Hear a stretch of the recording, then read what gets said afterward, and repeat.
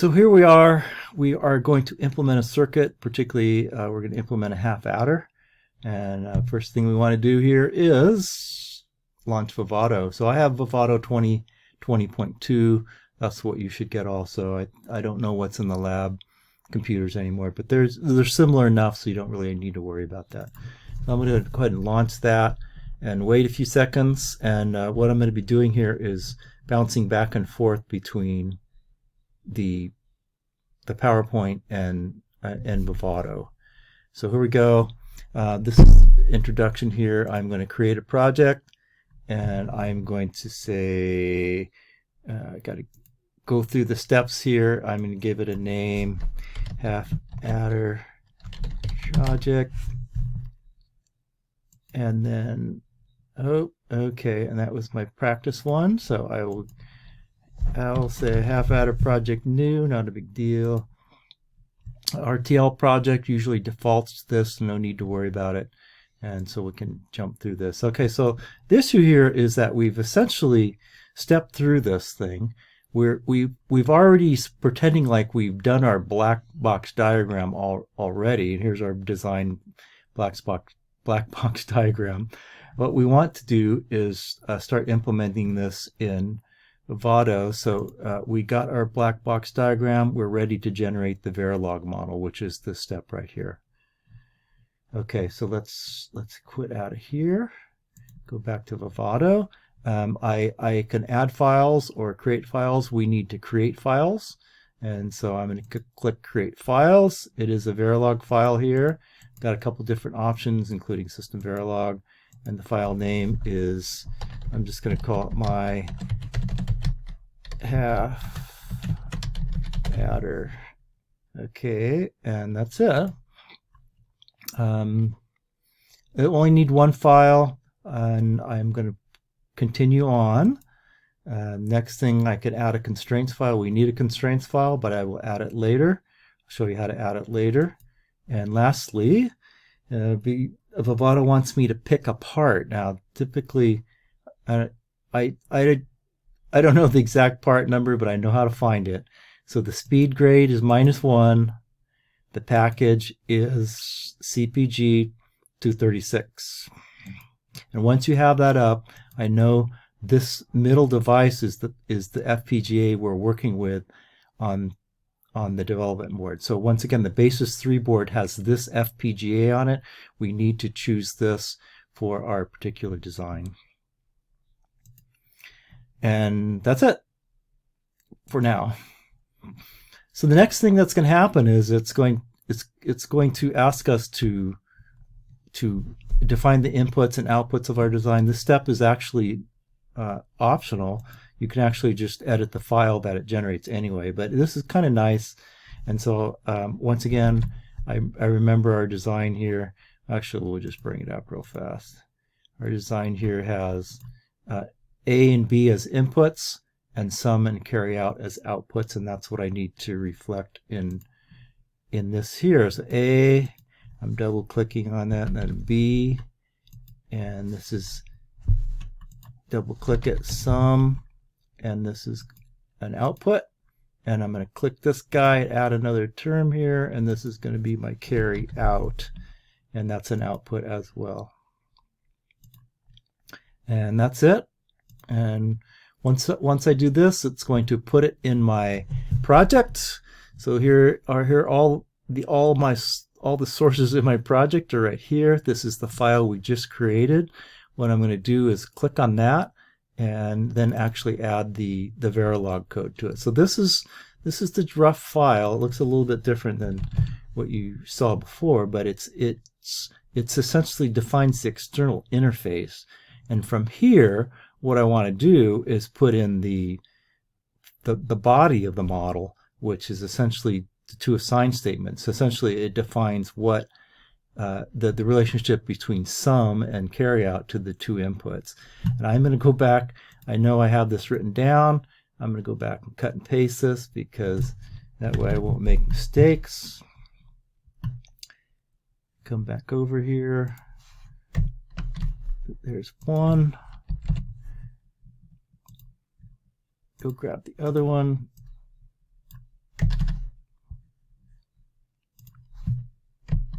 And there is my complete design, and life is good. That's all I need to do here. I'm going to make it look as nice as I can. I usually don't put these together. I kept keeping it a little bit separate.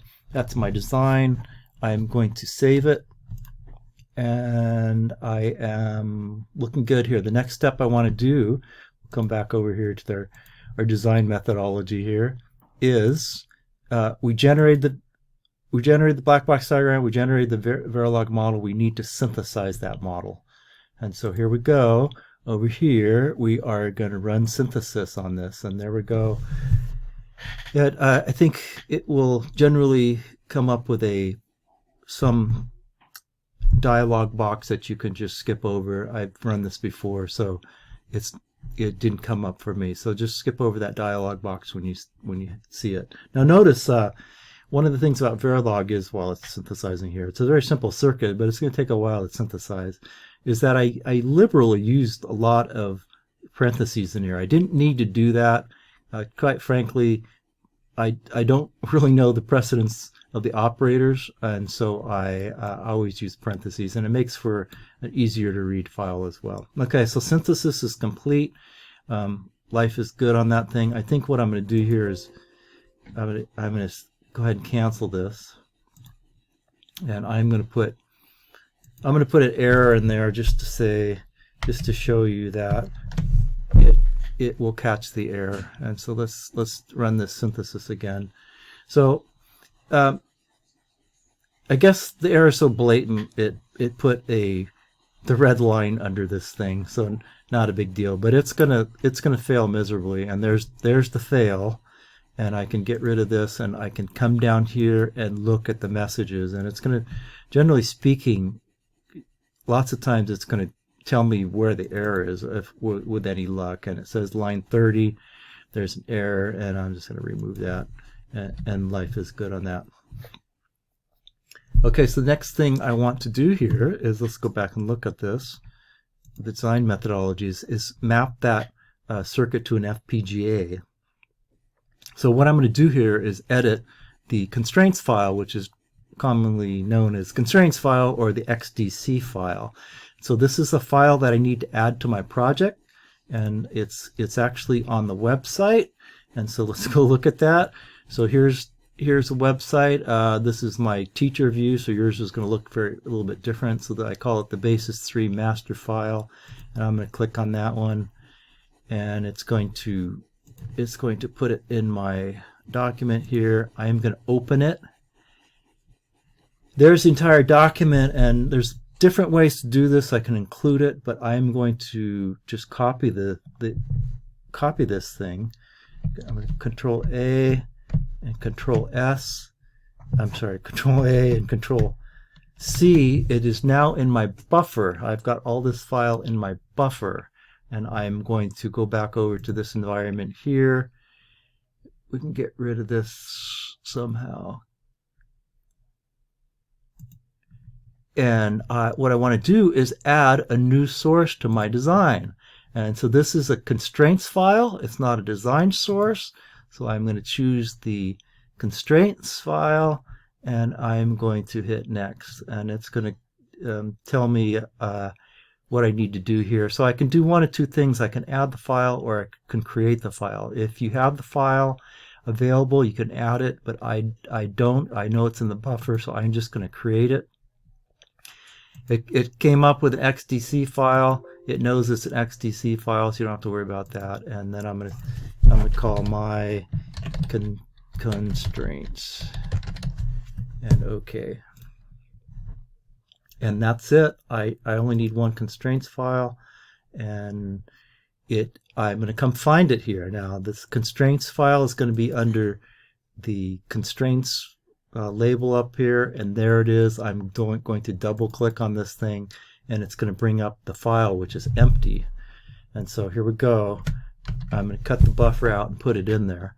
Now what this file does is it has an entry for each I/O device on that board. Now what we're interested in for this experiment is 2 switches and 2 LEDs. So if I dig through this thing, I'm going to find, there's my LEDs, and there's my switches somewhere. Nope, those aren't the switches. We'll find them here. LED, there's the switches. Okay. So what I'm interested in here is the 2 switches and 2 LEDs. So I arbitrarily, what I'm going to do is just a comment or uncomment 2 switches here. Everything in here is commented out, so I need to uncomment it. So I'm uncommenting my 2 switches, and these are going to be inputs. Now, the switch is an input device, and the LEDs are an output device. So I'm going to comment out 2 of these devices as well. Now, let's get this comment right. Okay, so I can use this little device here to uncomment, comment, and uncomment stuff. It works quite nicely. And so let's, whatever. So the issue here, we need to go back to our diagram. This is what I said we'd come back to later, is we have our half adder defined.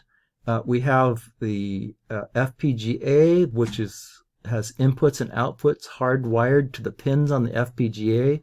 We need to map our particular inputs and outputs on our half adder design to the inputs and outputs on the FPGA. So what we're doing is, for example, we're taking this switch. Well, here it is, switch 7. We use a different switch, but we're mapping it to A, switch 0 to B, and as for the outputs, we're mapping some to these 2 given LEDs. So we're gonna change that. But the important thing here that we always have to keep in mind is that we have to make it match exactly. And so we have to use the exact names we used in this thing. And so I happen to remember these. Now these are defaulting to a bus here, but I'm going to remove it, and I'm going to say this is A. Now it's case sensitive. Once again, there's 2 lines per input and there's 2 lines per output. There's the A input. I've mapped it to which was switch 0, which was the rightmost switch. I'm mapping the B input to the next switch, which is the next switch to the left, and I'm calling it B, of course. And that's it. I've mapped the inputs. Now I'm going to come down here and map the outputs, and the outputs are going to be, okay, so this is, can I get this right? This is going to be sum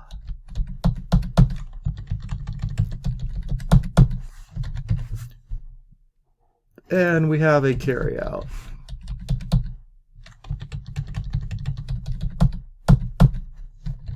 And let's get rid of that. And those match perfectly. I think I'm done. I'm going to go ahead and save that. Come back up here, save this file after we made that change to it. And we have now done the mapping, and now we are going to implement our design. There's a couple different ways to do this. The way I like doing it is I feel confident that it's going to work. I can actually run implementation, but the easiest thing to do is to come over here, right here, and generate bitstream. And I'm going to click on generate bitstream, and blah blah blah. It's telling me that there's needs to be steps done along the way. But I'm not too worried about that, because when I hit generate bitstream, it's going to do all those steps for me. Now this should actually work without any problem. I'm actually sitting here as it's doing this. I think I'll get my board out. I think I'm going to stop this for a second, and we'll come back. Okay, well, I'm back here. It finished. It took about a minute. I was getting the board out, and so everything looks good on this thing. And what I want to do here is open the hardware manager next, and the hardware manager is going to allow me to download this thing. Now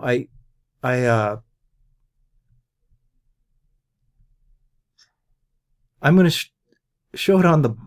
I'm going to do this, and then I'm going to break away from this and use the camera. The camera's a little bit tough to use on this, but everything's good on it. Okay, so what I want to do here is essentially open the target, and I guess I better plug it in. So I plugged my board in and I turned it on. Now there's a switch next to the USB connection up there. It needs to be in the up direction. The red light needs to come on. So I'm gonna open the target and I'm gonna auto connect it, and it's gonna do a bunch of stuff there for me. Blah blah blah. Allow access. Yep. I trust it. Okay, lastly here, I'm going to program the device. It's essentially, the big thing here is this bit file, which is the programming file, configuration file for the FPGA. It usually comes up as the default option there, and I'm going to say program. So at this point, it should work on my board, and let's see if it does. So it does in fact work on the board, and what I need to do is test it here. I need to figure out how to use Vivado to get the camera working on this thing. So let's try this. So here we are. I'm going to show you what's going on with the board. And so first thing is, I've got the USB cable connected. Connects right to this input right here, and then I need to turn the board on. You can see the board turns on with the switch there and makes a cool noise. Since I powered this board down, I've lost the design. So when you power down FPGA, it loses its configuration. So I got to repower that up. And so let me go ahead and do that on my screen here. And what I'm doing is reprogramming the device. And now the device is reprogrammed. Let's see, get back into video somewhere. Okay, so we're back, and so what I did was all the switches are off, and I've mapped this design to these bottom two switches. Now there's 16 switches, but I mapped them to the bottom one, and then those are the inputs for the switches. The outputs are the LEDs. So what I'm going to do here is when I turn a switch on, that's essentially input. It's 1 plus 0. So one switch is off, one switch is on. That's 1 plus 0. But once I put two switches on, it goes from the sum to the carry out. So 1 plus 1 is 0 with a carry of 1. And so that's the big deal on this thing. And that's the half adder there for you folks.